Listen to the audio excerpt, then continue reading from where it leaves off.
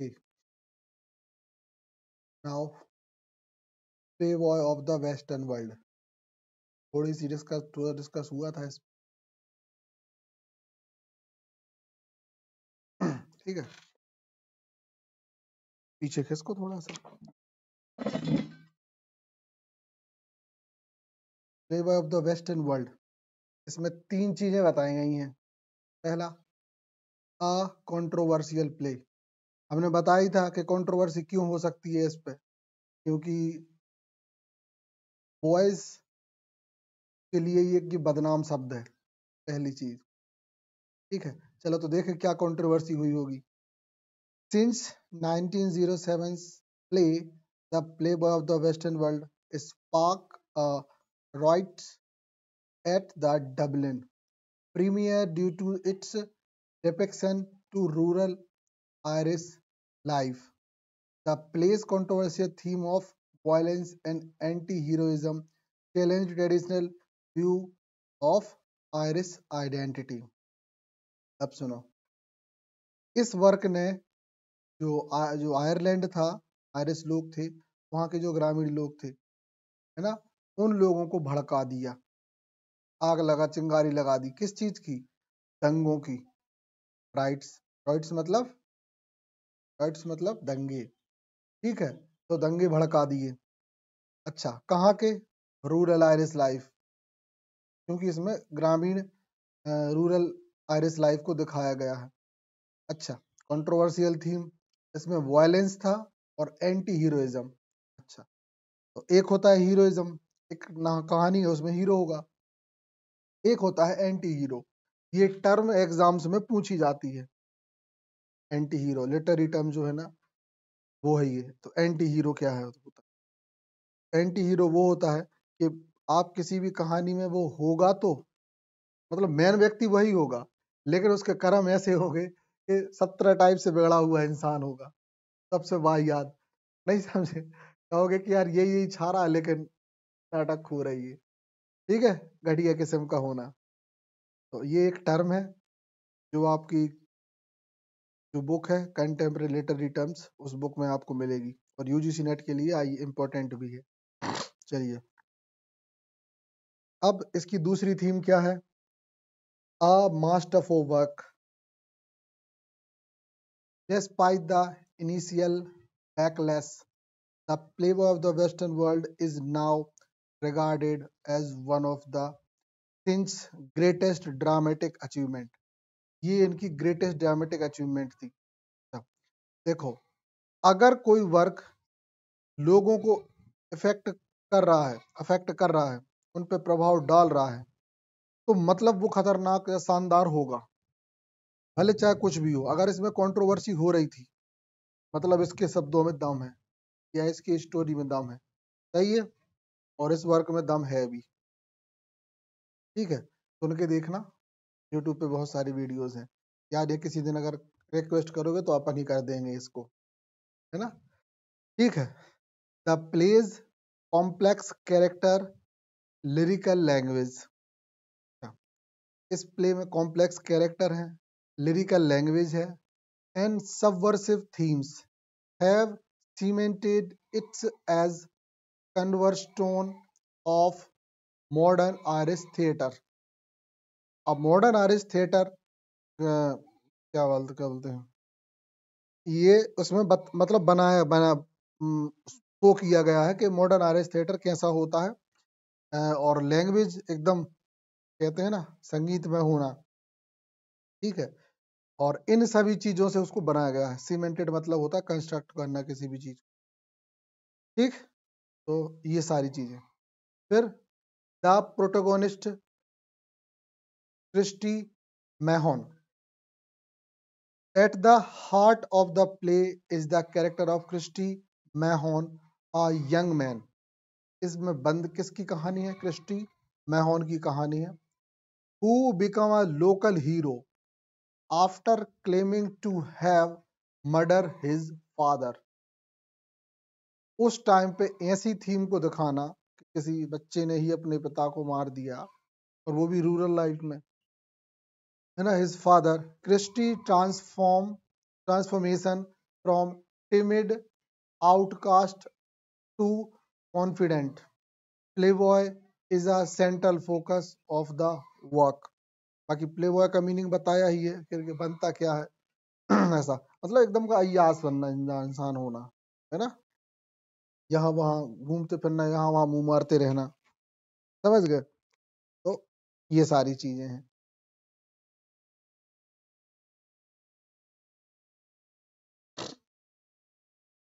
चलिए, तो वो हो गया अपना play boy of the western world था, छोटी सी स्टोरी थी, मतलब इंट्रोडक्शन था। अब हमारे जेएम सिंह का एक और इम्पोर्टेंट मास्टरपीस जिसको हम बोलते हैं राइडर टू द सी, समंदर के राइडर्स, ठीक है। Rider to the sea is considered one of the Synge finest play. पहली बात, ठीक, ये लाइंस ऐसी लाइन ही आपको एग्जाम्स में लिखनी होती हैं, एकदम सरल लैंग्वेज है बहुत। A tragical masterpiece of powerful captures the harsh reality of life on the Aran Islands। सही है, मास्टरपीस है, पावरफुल, मतलब पावरफुल है और पावरफुल तरीके से सीन्स को कैप्चर किया है और हार्श रियलिटी ऑफ लाइफ को बताया गया है। देखा ये, अगर प्ले सुना होगा तुमने, देखा होगा कि कितना दुख है उसमें, मतलब एक के बाद एक सब बच्चों का लॉस होना, है ना, बड़ा सैड सा फील होता है उसमें कि यार ये भी चला गया, ये भी नहीं बचा, बेचारा उसकी माँ है, मतलब सैड सैड फीलिंग आती है, ठीक है।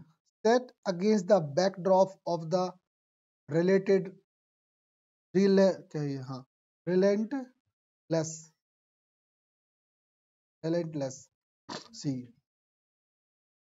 the play explores the grief and stoicism of the family who have lost most of their men to the, हमने देखा है इसमें उस चीज को एक्सप्लोर किया गया है जो है ग्रीफ, है ना, और तो grief and stoicism, stoicism means वैराग्य, वैराग्य तो समझते हो ना, बैरागी, बाबा बैरागी बन जाना, है ना, ठीक है। बैरागी मतलब ग्रह त्याग, उसी को बैरागी बोलते हैं, हालांकि एक सरनेम होता है अब तो, निमलिया में भी है बैरागी, हमारा मित्र ही था दुर्गेश बैरागी, अरे यही माता मोहल्ला में रहते हैं वो पंडित जी, ठीक है। तो grief and stoicism of a family who have lost most of their man, एक फैमिली जो अपने ज्यादातर लोगों को खो देती है टू द वेव, समंदर की लहरों में। Through the character of Maurya, Indian name लग रहा है Maurya. A mother has endured the deaths of her husband and 5 son, इसमें उस चीज को देखा गया कि एक माँ अपने हस्बैंड और अपने 5 बेटों को खोती है। तो सिंस लेमेंट्स, तो यहाँ पे सिंज जो है वो शोक व्यक्त करते हैं, लेमेंट्स मीन्स दुख व्यक्त करना। द कॉन्स्टेंट स्ट्रगल, लगातार संघर्ष, ऑफ द आइलैंडर्स, ना जो आइलैंड के निवासी होते हैं, अगेंस्ट द अनफॉरगिवनेस, कभी ना भूलने वाले, फोर्स ऑफ नेचर, मतलब प्रकृति का ये ताकत। The play's sombre tone, sombre मतलब होता है दुखी, दुख भरी tone, and poetic language reflect the fatalism, fate मतलब होता है भाग्य, भाग्यवाद, and resignation of community facing the inexorable fate. Okay, एक चीज और आपको देख लेनी है, बढ़िया बात है, इनएक्सोरेबल मतलब निष्ठुर, ना कि निठुर, ठीक है। अच्छा, निष्ठुर और एक्सोरेबल मतलब क्षमा करने योग्य या क्षमा प्रार्थी, है ना, चलो ठीक है। और अच्छा, कौन सा निष्ठुर फेट, निष्ठुर फेट की मतलब अनएक्सोरेबल फेट क्यों बोला है, ऐसा भाग्य जो बिल्कुल भी ना, बहुत बिल्कुल दया नहीं करता। उसमें कितना मतलब कितना निष्ठुर होता है उसको भाग की मालूम। पति भी चला गया, बच्चे भी एक के बाद एक मर गए, तो भाग्य को दया नहीं आ रही कि यार अब तो एक आध तो बच जान दो परिवार में, सबके सब समंदर में डूबते जा रहे, है नहीं? तो भाग को दया नहीं आ रही, इसलिए ये शब्द यहाँ यूज किया गया। तो ये था कहानी। ठीक है, आगे बढ़े। सोचो कि जब अपन ने थोड़ा ही इनको पढ़ा है, राइटर ने कितनी गहराई से लिखा होगा, है नहीं? वो तो जब अपन ऐसे में तो एक सफेद साफ अक्षर दिखते हैं, लेकिन जब फीलिंग में घुसते हैं तो क्या वर्क ही बनाया होगा बंदे ने। बहुत शानदार। ठीक है, चलो। अब the Aran island Synge's the Aran island Synge's ethnographic work. The Aran island Synge's ethnographic work. अब समझो, अपन ने एक वर्ड देखा है, एथनिक मतलब वंश, एथनिसिटी एक वो होते ना प्रजाति, है ना? और ग्राफिक मतलब एक प्रकार की स्टडी होती है, जियोग्राफी, है ना, बायोग्राफी, ये मतलब एक प्रकार की स्टडी होती है। तो एथनोग्राफी मतलब एक नर वंश, नर जो होता है ना, मानव का एक वंश होता है एक प्रकार का, उसकी स्टडी।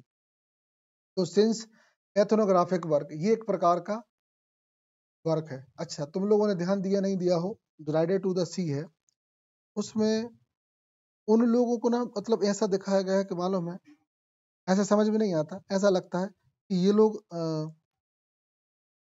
बहुत अलग ही हैं, अलग ही दुनिया से हैं। कि देखो, मतलब कहते हैं ना महान से लोग होना, वो जो बच्चे मरते हैं एक के बाद एक अलग ही प्रजाति होना जिसमें ये शौर्य माना गया हो कि हम समंदर पे जाते हैं और एक के बाद एक हम जाते जाएंगे, और डेथ से हमें डर नहीं है।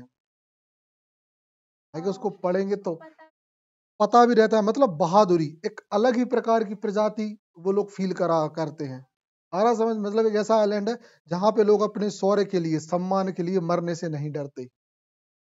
आरा समझ में।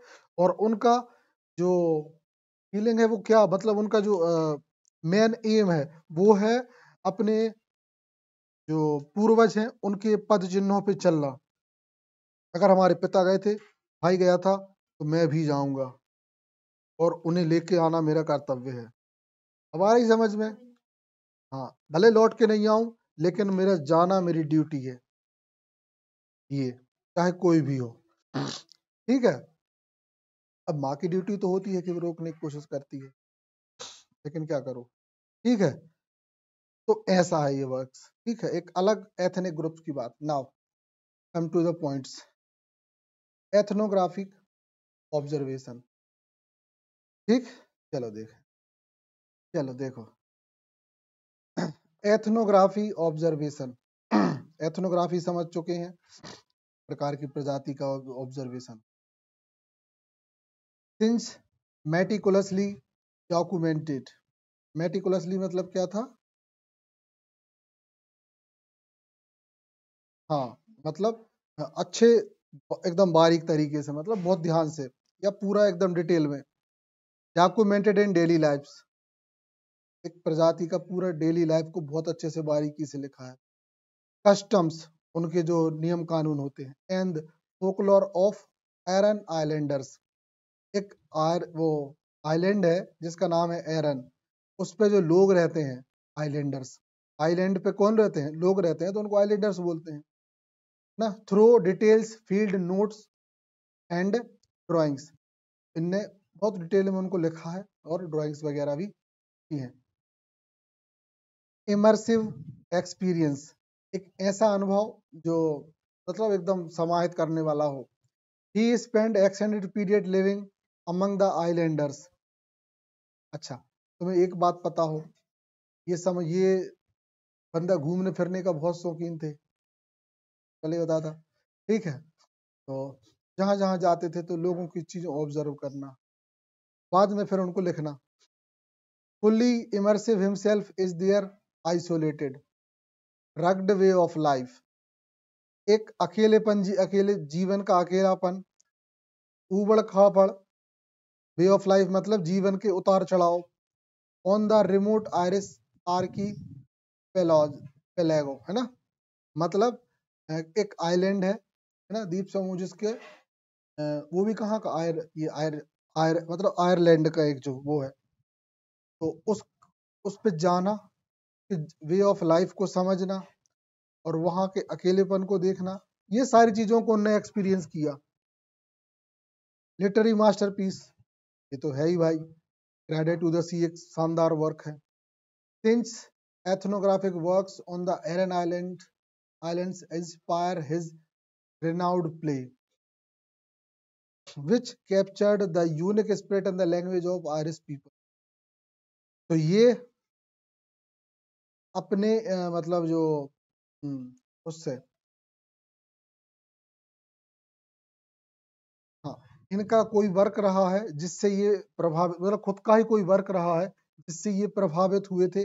फिर इनने ये जो एरन आइलैंड नाम का जो आइलैंड का जो वर्ड लिया था उसको लिया और अपना ये दूसरा वर्क छापा। मतलब कई बार लोग होते हैं ना, अपना कोई वर्क लिखा है, इनको खुद को ही पसंद आया तो फिर इन्होंने कहा चलो और अच्छे से बना, तो ऐसा है। ठीक, चलो देखो अब since influence on Irish literature, मतलब जो सिंज है उन पे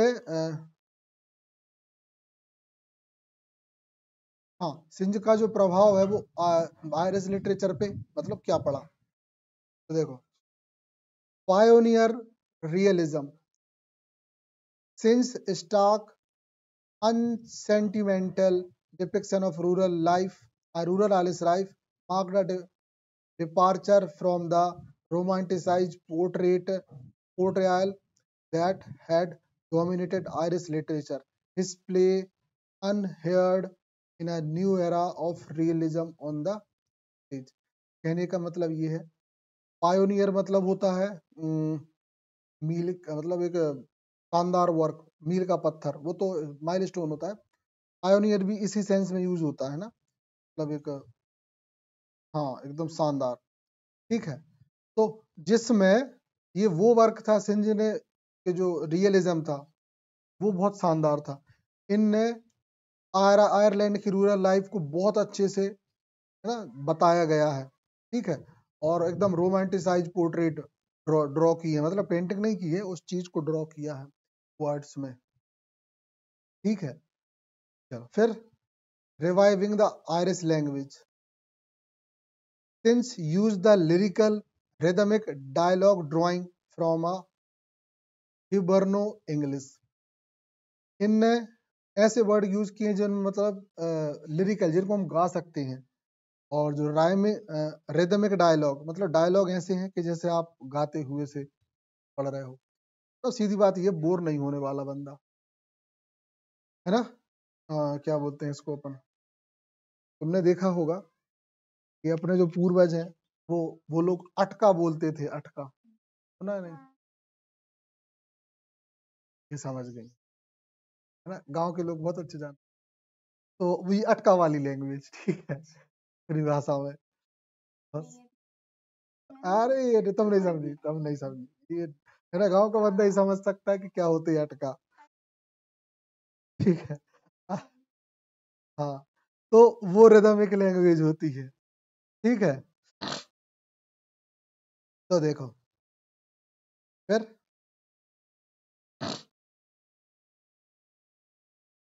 हाँ, और कौन सी लैंग्वेज ने यूज की है, Hiberno English and Irish Gaelic dialect.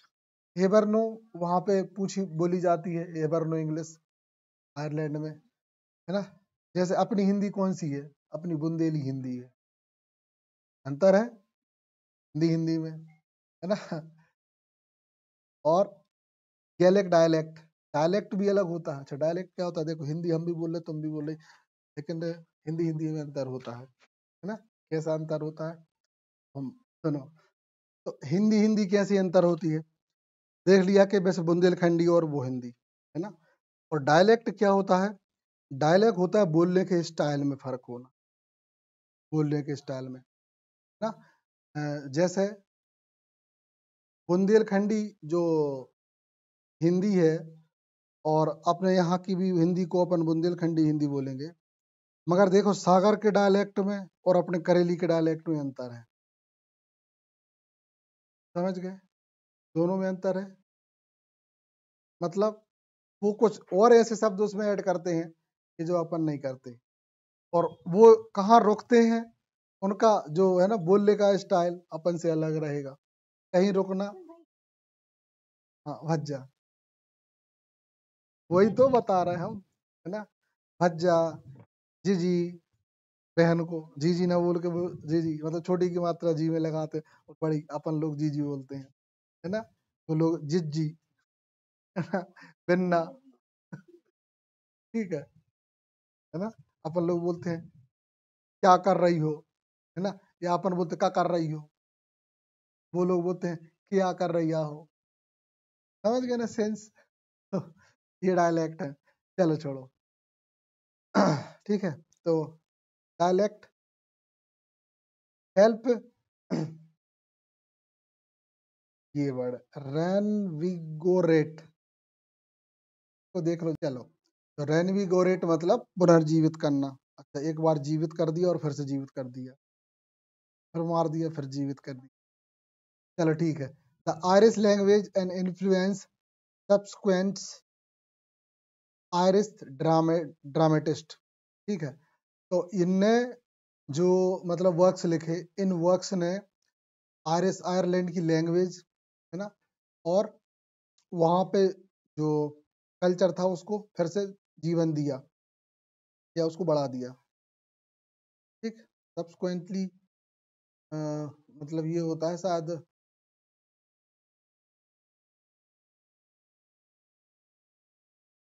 Subsequent, sequence में वन बाय वन, एक बाद का, सब्सिक्वेंट मतलब, ठीक है। चलिए आगे बढ़े। इंस्पायरिंग अबे थिएटर, उस समय भी एक थिएटर था अबे थिएटर, आयरलैंड का मोस्ट फेमस थिएटर था वो। हाँ एबे थिएटर। एबे से तुम्हें एक चीज और याद आनी चाहिए, टिंटन एबे। दिमाग में रखो भाई, जिनको यूजीसी नेट के फैक्ट हैं ये, कोई भरोसा नहीं होता जो उस टाइम पे क्या पढ़ना है, कैसे पढ़ना है ना। कोई भरोसा नहीं होता कौन कब है नहीं है, कहाँ है क्या है नहीं, आंख में रखना चाहिए। तो ये किससे प्रभावित थे? एबे थिएटर से। देख लेना उसको बाद में। हाँ, as a founding member of Abbey Theatre, since play were instrumental in stabilizing the institution as a leading force in the Irish literary revival, shaping the nascent national theatre. इनने, देखो ये इसके फाउंडिंग मेंबर थे, है ना, और इनने इसको बनाने में और आगे बढ़ाने में बहुत महत्वपूर्ण योगदान किया, मतलब उसको शेप दिया, है ना। और लिटरेचर रिवाइवल मतलब अपने साहित्य को वापस लेके आए, ठीक है। और उसको नेशनल थिएटर तक बन ले गई है, मतलब ताकि वहां पे उस थिएटर को रिस्पेक्ट दी गई। इतना मेहनत किया है इनने, है ना, सिंज ने। यस। अब देख लें कंट्रोवर्सीज एंड क्रिटिसिज्म। हाँ, ऐसा कोई बंदा नहीं है कि जिसने लिखा हो और लोगों ने उसकी टांग ना खींची हो। ये हमारे समाज का नियम है। आप लिखेंगे, लोग, मतलब वो है ना कि कुछ तो लोग कहेंगे, लोगों का काम है कहना। तो ये वही बात है, ये हमेशा होता ही है। आपने कुछ अच्छा लिखा, आपने अच्छा किया, अच्छा लिखा या अच्छा सोचा, लोगों की आदत होगी आपको खींचने की कि ये तो घटिया है, कि आपकी नजर में जो सही है या जो नैतिकतापूर्ण आपकी नजर में सही है, तो हर व्यक्ति तो नैतिक है नहीं। उन लोगों में तो खुजली भरी रहती है, जहर भरा है, वो आप पे आरोप लगाएंगे। ठीक है, तो देखते हैं कि क्या है क्या हो गया guys। क्या लेसन, फटाफट इसको खत्म करें। देखो, कंट्रोवर्शियल पोर्ट्रायल, ऐसे इनने चीजें बनाई कि जिनमें कंट्रोवर्सीज हुई। सिंस प्ले ऑफन प्रोवोक, इनके प्लेज अक्सर किस चीज को प्रोवोक करते हैं? कंट्रोवर्सी को। और देयर रियलिस्टिक डिपिक्शन, एकदम वास्तविक किसी चीज को दर्शाने के साथ। The rural Irish life, Irish के जीवन को। Which challenge dominant culture narratives and offended some audience members, है ना। और ये किसको चैलेंज करते हैं? वहां के कुछ कल्चर नरेटिव्स को, है ना। और ऑफेंडर सम ऑडियंस मेंबर्स, और कुछ जो ऑडियंस मेंबर होते हैं ना, तो उनको क्या करते हैं? ऑफेंड कर देते हैं, है ना। ऑफेंड मतलब होता है कि उच्चित कर देना, एकदम आग लगा देना, गुस्से में ला देना कि फैक्ट्री तुम का कर रहे हो गई। ठीक है ना। ठीक, तो ऐसा। फिर fierce criticism, since face intense criticism from nationalist and Catholic groups, ठीक है, who accuse him misrespect Irish culture, ये जो क्या बोलते हैं, नेशनलिस्ट और कैथोलिक्स ग्रुप ने इन पे आरोप लगा दिया कि ये इसने मिसरिस्पेक्ट मतलब सॉरी मिस रिप्रेजेंटिंग मतलब आयरिश कल्चर को गलत तरीके से रिप्रेजेंट किया। हमारा आयरिश कल्चर ऐसा थोड़ी है ना, ट्रेडिशनल इन हिज वर्क। और कहा कि हमारे भाई मतलब आयरिश कल्चर और ट्रेडिशनल जो वर्क होते हैं ना, उनको छोड़ के अलग से लिखा। अब आयरलैंड में इससे पहले कभी किसी ने सोचा नहीं था कि प्ले बॉय नाम की कोई चीज होती होगी। अरे सच तो ये है कि ऐसी ये चीजें एग्जिस्ट करती हैं। ठीक है, ठीक है, ऐसे लोग एग्जिस्ट करते हैं, लेकिन किसी ने लिखा नहीं। भैया ने कहा यार एग्जिस्ट करते हैं तो लिख दो ना, मतलब गंदी चीज है तो लिख दो। भैया ने लिख दिया, और जैसे ही लिखा तो लोगों को चिटिया काटने लगी। तू उल्टा सीधा बोलता है। अरे तो मेरे बीच में लोग रहते हैं भाई ऐसे, हमने बता दिया तो हमने गुनाह कर दिया। ऐसे समझ लो कि मान लो अपने यहाँ पे कुछ छपरी घूमते हैं, ठीक है, कॉलेजों में अपन देखते हैं। अब कोई उनको कुछ कह नहीं रहा, अब एक आध कोई टीचर आया और जिसने उनके खिलाफ ऐसा ऐसा कुछ बोल दिया, तो कोई टीचर बोले बड़ा घटिया आदमी यार, बताओ बच्चों को ऐसा ऐसा बोल रहा है। तो ये भी कोई बात है? मतलब उनके पीछे हाथ धो के पड़ गया, है ना, ऐसा बोल दिया उनके खिलाफ। तो भाई जब वो एग्जिस्ट करते हैं तो बोलने में क्या है, वो तो थे ही, और उसमें बड़ो आपको प्रॉब्लम भी हो रही थी, है ना। कछु तो नॉर्मली ठीक है, कछु अपनी हदों ज्यादा कर देते हैं, जिससे फिर समाज अपने इस कॉलेज का माहौल बिगड़ रहा। ठीक है ना, तो ऐसा हो जाता है। आई बात समझ में, जो माहौल खराब कर देते हैं। अगर वो ना लिखता तो हमेशा ऐसे लोग होते हैं क्रिटिसिज्म। ठीक, फिर अगली बात आती है audience backlash. The premiere of his play the playboy of the western world famously sparked riot, उनका ये जो प्ले था उसने दंगों को भड़का दिया। इन द अबे थिएटर ही में जहां ये परफॉर्म हो रहा था, due to its irrelevance theatre of Irish national identity. आज जो अबे थिएटर था, भले ये इसका फाउंडिंग मेंबर था, और लेकिन ये जो प्ले जो थिएटर था ना, ये इस ऊंचाई पे पहुंचा था कि लोग इसको नेशनल थिएटर मानते थे। और सुनना बात शानदार, इसी के थिएटर में, मतलब ये इसी के थिएटर इसी के प्ले को दंगे भड़क गए थे, थिएटर ही में लाते घुसे होने लगे। समझ गए। तो ऐसा भी होता है। ठीक है, हमेशा भाई आपका कोई भी चीज अच्छी नहीं हो, मगर एक बात ध्यान रखना, ये तो जीवन का सच है।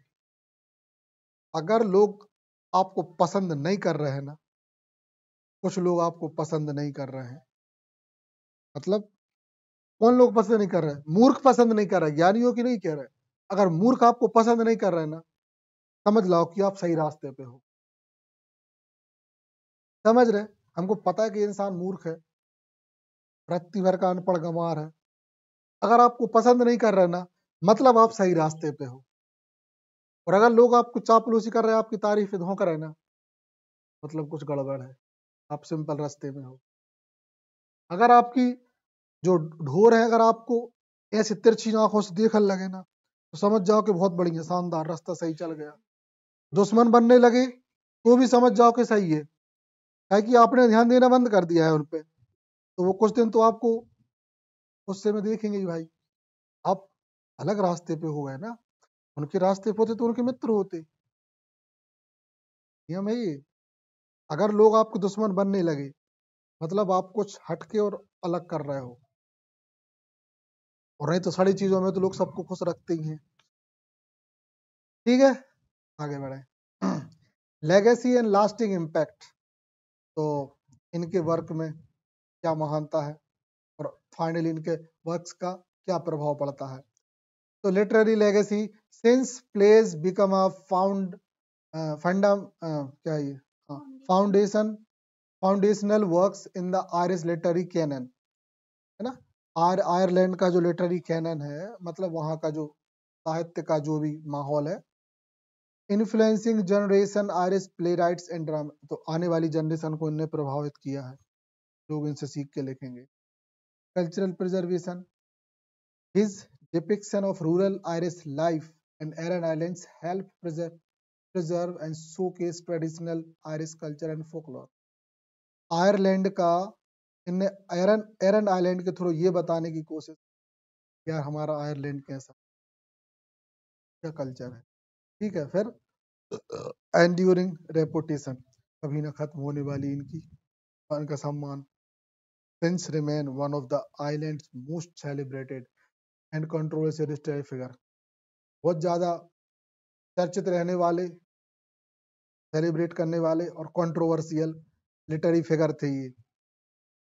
His work is still widely studied and performed today। आज भी इनके वर्क्स को पढ़ा जाता है और अब तो सिलेबसेस में भी शामिल है। तो देखो, एक लास्ट एक बात सीखने मिलती है, एक सही बता रहा है हकीकत। ये बात सही में बहुत ताकतवर है। अगर दुनिया आपके अगेंस्ट हो रही ना, शायद आप कुछ अच्छा कर रहे हो, बड़ा कर रहे हो।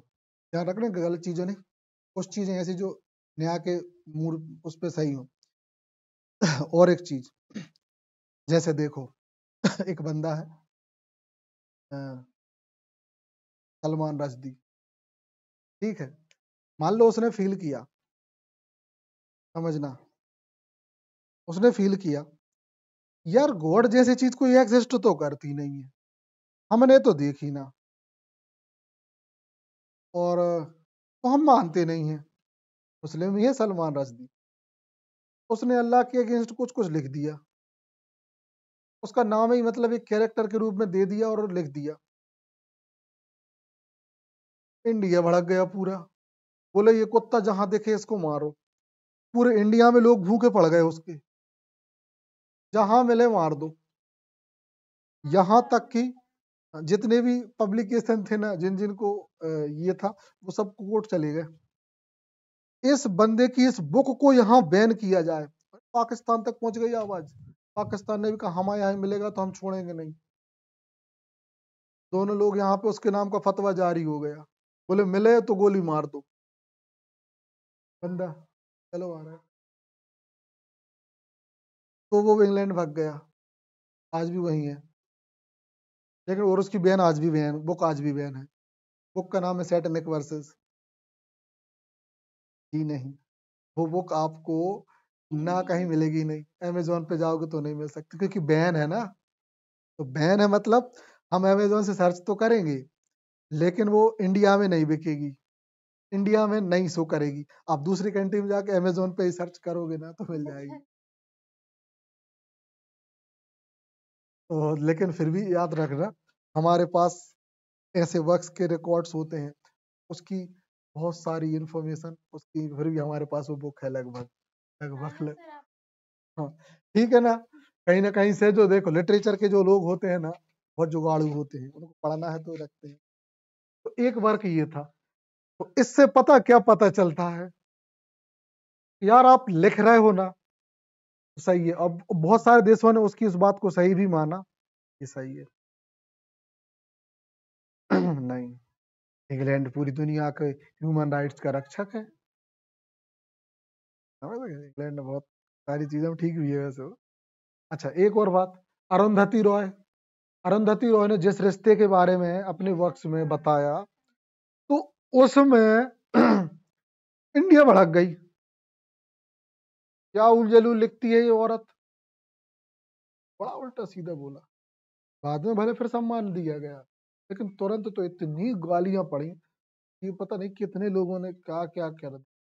देखो, सही रास्ते पे गालियां और पता नहीं कब छुट जाओ। ध्यान रखना, बहुत हिम्मत चाहिए होती है, लेकिन वो व्यक्ति फेमस भी होता है। मतलब जितना ज्यादा आग में तपोगे ना, वही शानदार चमकने। अगर कभी तप जाओ तो समझ लेना कि इसके बाद कुछ अच्छा होने वाला होगा। खटाखट उस तपन को सहन करो, तो हिम्मत मिल जाती है उस तपन को सहन करने की, उस तकलीफ को सहन करने की हिम्मत मिल जाती है। बट इसके बाद ही तो शानदार सीन आएगा। और वो तपन आता ही है, हम भी नहीं मानते थे। तपन के बाद ही असली सीन आता है। जो इंसान 50 से ज्यादा पेपर में फेल हुआ हो ना, सोचो कितना धैर्य रखा होगा। हर पेपर में लोगों का चीतना पूछना, असूआ निकलते नहीं है। किताबों को आलम आग लगाने का मन करता है इंसान का, समझ रहे हैं ना? 3 3 बार जिस इंसान ने अपने पटवारी के पेपर के लिए ना, मतलब खून पसीना एक कर दिया और घर वालों से लड़ गया हो, पता नहीं क्या क्या किया, कितनों को बुरा भला कहा। उनकी मम्मी को इतना उल्टा सीधा बोला है हमने उस पेपर की तैयारी के लिए, और ऐसा उनको तगा दिया है, वो भी 2 2 किलोमीटर पैदल नहीं है। सोचो कितनी गालियां, कितना क्या क्या क्या झेला होगा उनने और हमने। उसके बाद फेल हो जाना ना, तो फिर उनके घर वालों ने कितना बुरा भला कहा होगा। छठरी काज लगो तो फिर छोटी, ये तो एक एक हिंट है तपन की, ये तपन की एक हिंट है। सोचो उसके बाद फेल हो जाना, कहते हैं कि अब भाई धर के आग ही लगा दो जिनमें, और आज की बात कहूं देख न लेना। समझ गए? धीरज धीरज होता है भैया, सकते। जब लोग आपको हफ्ते भर गुस्से में देखे ना, महीनों महीनों, वो सीन बहुत आसान नहीं, वो आसान नहीं होता। लोग किसी का एक दिन का गुस्सा जायज होता है, जब कोई महीने भर गुस्से में रहे ना, सीन खतरनाक होता है। कब देख लेना, फिर आएगा समझ में, ये होता है।